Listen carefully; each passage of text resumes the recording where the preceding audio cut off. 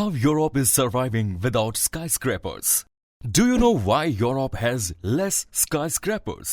Europe 44 देशों का एक ऐसा कॉन्टिनेंट जो पूरी तरह का न केवल डेवलप्ड है बल्कि बेहद ही खूबसूरत भी। लेकिन क्या आप आज से पहले जानते थे कि लगभग 50 देशों से मिलकर बने इस पूरे कॉन्टिनेंट में न्यूयॉर्क से भी कम गगनचुंबी इमारतें यानी कि स्काईस्क्रैपर्स है।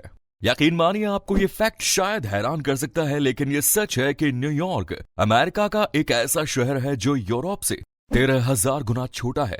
लेकिन स्काईस्क्रैपर के केस में यूरोप का भी बाप है। जी हां, बिल्कुल सही सुन रहे हैं आप। यूनाइटेड किंगडम, स्पेन, पुर्तगाल, फ्रांस और स्विट्जरलैंड जैसे बड़े बड़े और पावरफुल देश होने के बावजूद यूरोप के पास आज भी तारीख में 200 के आसपास ही गगनचुंबी इमारतें हैं। शायद ये बात आपको हैरान कर रही होगी कि आखिर क्यों यूरोप जैसा एक पूरा कॉन्टिनेंट बाकी देशों से इस लिस्ट में काफी पीछे है और क्यों वो आज भी इस तरफ ध्यान नहीं दे रहा। क्या यूरोप ये नहीं कर सकता या फिर इसके पीछे कोई वजह है? बताएंगे इस वीडियो के जरिए ही आखिर क्यों यूरोप स्काईस्क्रैपर बिल्ड नहीं करता, और वीडियो में कुछ ऐसे फैक्ट्स भी जिन्हें जानकर आप हैरान हो जाएंगे। यूरोप में स्काईस्क्रैपर्स क्यों नहीं है और क्या सच में आज की तारीख में उसके पास भारत से भी कम स्काईस्क्रैपर है? क्या सच में यूरोप की कोई मजबूरी है या फिर कोई ऐसी बात जो यूरोप दुनिया के सामने रखना नहीं चाहता ताकि उसकी कमजोरी दुनिया के सामने ना आ जाए? आज आपको इन्हीं सब सवालों का जवाब देंगे, लेकिन इन सब पर बात करने से पहले आपको ये बता दें कि आखिर ये स्काईस्क्रैपर होते क्या है और क्या सच में इसका किसी देश में होना जरूरी भी है या नहीं। आपने अक्सर देखा होगा कि हवा में लहराती हुई ऊंची ऊंची इमारतें कैसे झट से हमारा ध्यान अपनी तरफ खींच लेती है। हमने ऐसी कई इमारतें देखी हैं जो आसमान को चीरती हुई दिखाई देती है। सीधी सीधी भाषा में आपको बताएं तो स्काईस्क्रैपर इमारतें वो होती हैं जो बेहद ही ऊंची, लंबी और कई मंजिला इमारतें होती हैं, जिसे स्पेशली रहने के लिए या फिर बिजनेस पर्पस के लिए बनाया जाता है। और इन बिल्डिंग्स यानी कि स्काईस्क्रैपर्स में हर तरह की सुविधा होती है, ऑफिस से लेकर जिम तक, होटल से लेकर हॉस्पिटल तक। इन इमारतों की वैसे तो कोई ऑफिशियल डेफिनेशन नहीं है, ना ही इसकी ऊंचाई की कोई लिमिट है जिसे स्काईस्क्रैपर का नाम दिया जा सके। लेकिन हाँ, 150 मीटर से ऊंची बनी इमारतों को स्काईस्क्रैपर्स कहा जाता है। स्काईस्क्रैपर्स को देखें तो ऐसा लगता है मानो ये इमारतें बादलों से भी ऊपर जा रही है। अब बारी आती है एक जबरदस्त फैक्ट की, और वो ये है कि वैसे तो एफिल टावर की लंबाई भी 324 मीटर है, लेकिन क्या हम उसे स्काईस्क्रैपर्स कह सकते हैं? तो इसका जवाब है नहीं। और ऐसा इसलिए क्योंकि किसी भी इमारत को अगर स्काईस्क्रैपर कहलवाना है तो उस कंस्ट्रक्शन का 50% हिस्सा एटलीस्ट किसी ना किसी तरह यूज होना कंपल्सरी है, फिर चाहे वो किसी भी पर्पस के लिए हो। चलिए वापस आते हैं अपने मेन टॉपिक पर और बताते हैं कि आखिर यूरोप इतना बड़ा कॉन्टिनेंट होने के बावजूद भी बड़े बड़े स्काईस्क्रैपर्स क्यों नहीं बनाता। ऐसा बिल्कुल भी नहीं है कि आज के समय में यूरोप के पास कोई स्काईस्क्रैपर यानी गगनचुंबी इमारत नहीं है। यूरोप में कई देश है जहां ऊंचे ऊंचे स्काईस्क्रैपर्स हैं। लंदन, मॉस्को, इस्तांबुल और फ्रैंकफर्ट ये कुछ ऐसी यूरोपियन सिटी है जहां स्काईस्क्रैपर यानी गगनचुंबी इमारतें हैं। लेकिन यही वो देश है जो पूरी यूरोपियन कंट्रीज के लगभग 70% स्काईस्क्रैपर्स का घर है। आज के समय की बात की जाए तो पूरे यूरोप में लगभग 220 स्काईस्क्रैपर्स हैं। लेकिन वहीं दूसरी तरफ सिर्फ अमेरिका के ही शहर न्यूयॉर्क में ही 300 से ज्यादा स्काईस्क्रैपर है।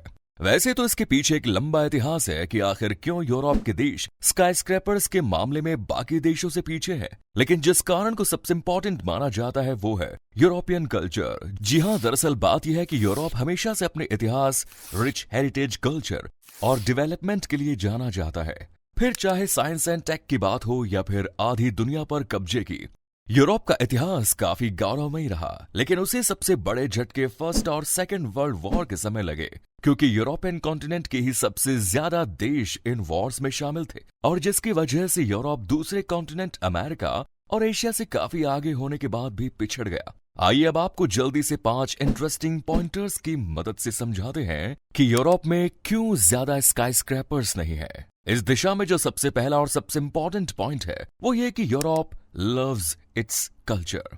यूरोपियन कॉन्टिनेंट को अपने रिच आर्किटेक्चरल हेरिटेज पर बहुत प्राउड है, और उनका ऐसा मानना है किसी भी शहर के हिस्टोरिकल कैरेक्टर को सेफ और लोगों में यूनिटी बनाए रखने के लिए हमें अपने कल्चर से जुड़े रहना बहुत जरूरी है।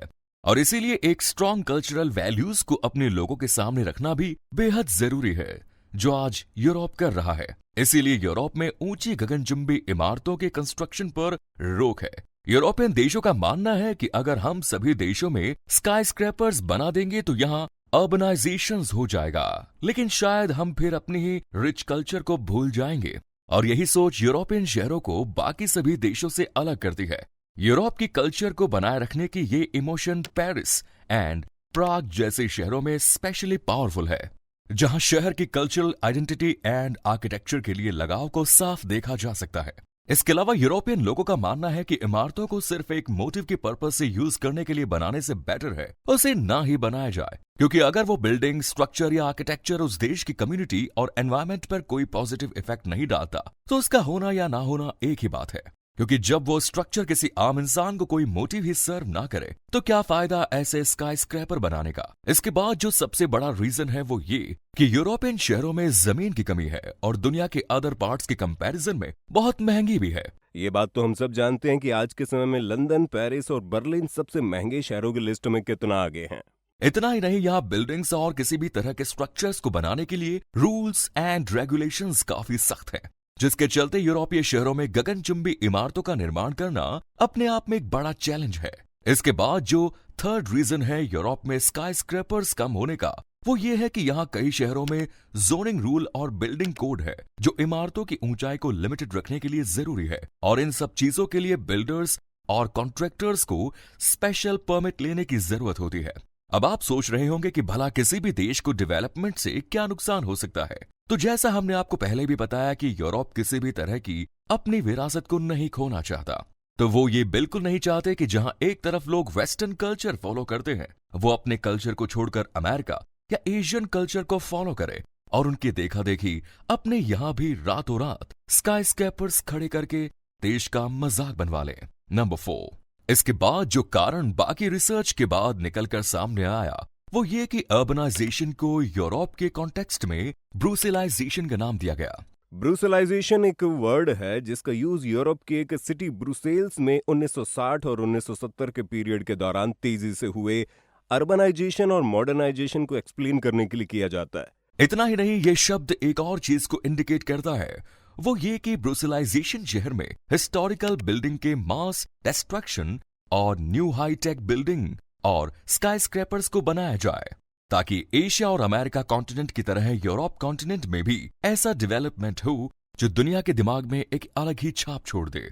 जो लोग ब्रूसेलाइजेशन के सपोर्ट में थे उनका कहना था कि कुछ यूरोपियन बिल्डिंग्स और आर्किटेक्चर ने शहर की कल्चरल हेरिटेज और पहचान को खत्म कर दिया है, जिसका रिजल्ट ये था कि ब्रुसेल्स और अन्य यूरोपियन शहरों में नई बिल्डिंग्स का कंस्ट्रक्शन तो हुआ, लेकिन इस बात को ध्यान रखते हुए हमने अपने रूट्स और कल्चर को नहीं भूला। ब्रूसेलाइजेशन की लेगेसी का ही नतीजा है जो आज भी यूरोप में होने वाले डेवलपमेंट को, शहर की कल्चरल हेरिटेज को सेफ एंड सिक्योर रहने की आज तक याद दिलाता है। ये बात तो हम सब जानते हैं कि किसी भी देश के लिए उसकी हेरिटेज को संभाल कर रखना कितना जरूरी है, क्योंकि हेरिटेज बिल्डिंग्स न सिर्फ लोकल पिक्चर को डिस्पाइट करती है बल्कि अक्सर इन हेरिटेज साइट्स में लोकल चीजों का भी यूज होता है, जैसा हमने अक्सर इंडस वैली सिविलाइजेशन की साइट्स में भी देखा। इसके बाद जो लास्ट और 5वां रीजन है इस लिस्ट में, वो ये कि कई यूरोपियन शहर हाईली पॉपुलस डेंस है और यहाँ स्पेस काफी लिमिटेड है और बड़े बड़े हिस्टोरिकल सेंटर पहले से ही अच्छी तरह से स्टैब्लिश है। अगर इन सभी एरियाज में हमें ऊंची ऊंची बिल्डिंग्स के कंस्ट्रक्शन के लिए पहले से अवेलेबल इमारतों को नुकसान पहुंचाना होगा, और ये कहीं से भी उन्हें ये जरूरी नहीं लगता। इसीलिए यूरोपियन लोग गगनचुंबी इमारतों के निर्माण के सपोर्ट में बिल्कुल भी नहीं है। तो ये सभी वो मेन रीजन थे जो ये दिखाते हैं कि आखिर क्यों इतना डेवलप्ड होने के बाद भी आज यूरोप स्काई स्क्रैपर के मामले में बाकी दूसरे देशों से पीछे है। लेकिन स्काई स्क्रैपर्स किसी भी देश की तरक्की या कमजोरी का कोई पैमाना नहीं है, इसीलिए हम ये नहीं कह सकते हैं कि यूरोप किसी भी तरीके से पीछे है। अगर आपको ये वीडियो पसंद आई तो इसे लाइक करना ना भूलें। उम्मीद करते हैं जबरदस्त नॉलेज फैक्ट आपको पसंद आया होगा और यूरोप के बारे में भी आपने बहुत कुछ जाना होगा। क्या आप स्काई स्क्रैपर्स के बारे में जानते थे?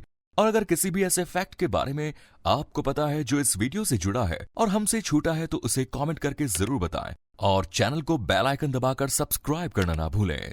धन्यवाद।